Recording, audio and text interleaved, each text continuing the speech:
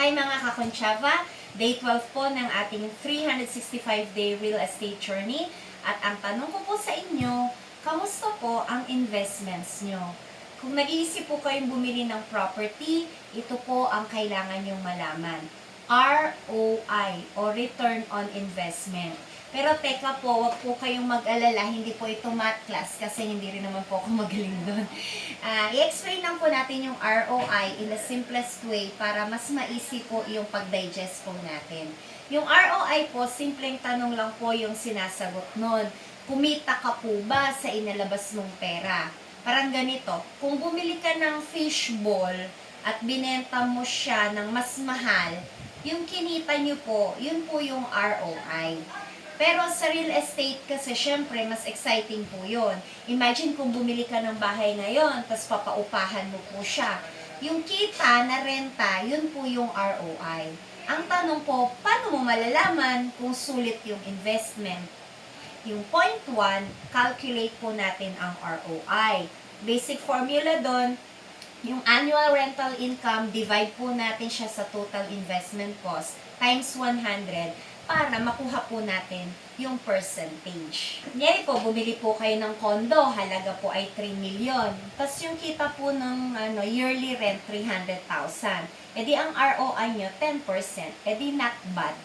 Point 2, know the market trends. ROI doesn't just depend on rent. It's also about property appreciation. Kapag tumataas po yung value ng property mo habang kumikita ka sa renta, edi doble po yung panalo. Kaya dapat magre-research po muna. Saan ba mataas yung demand? Yung condo ba sa syudad? Farm lot po ba sa probinsya? Mga Tagaytay vacation home po ba? Knowing the market ensures the sulit po ang pera nyo. Point 3, factor in your expenses. Hindi lang po yung kita yung dapat na isipin. Siyempre, kasama din po yung computation ng taxes, maintenance, insurance, yung mga property management fees. Example po, yung kung ang renta po, ang kita ng renta 300,000 pero may gastos ka naman ng mga 50,000 sa maintenance, edi yung net income niyo po doon mga 250,000.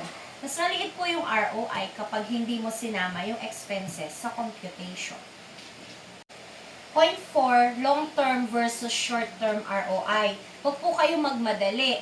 Sa real estate, minsan matagal po yung balik ng pera. Pero yung kita, mas malaki in the long run. Kung short-term po, passive income yung hanap mo. Focus on rental income. Kung long-term gain, bumili ka po ng mga pre-selling property ngayon. Tapos hintayin nyo po na tumaas yung market value. Either way, real estate po is a smart move.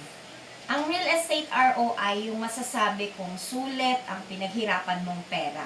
Kaya, aralin po, kailangan magplano, pasimulan nyo na po yung investment journey nyo. This is Natalie Concha of VS Concha Realty.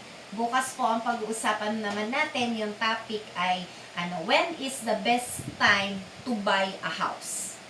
Don't forget to like, share, and follow. Lagi po nating tatandaan, real estate is for everyone. Let's learn together.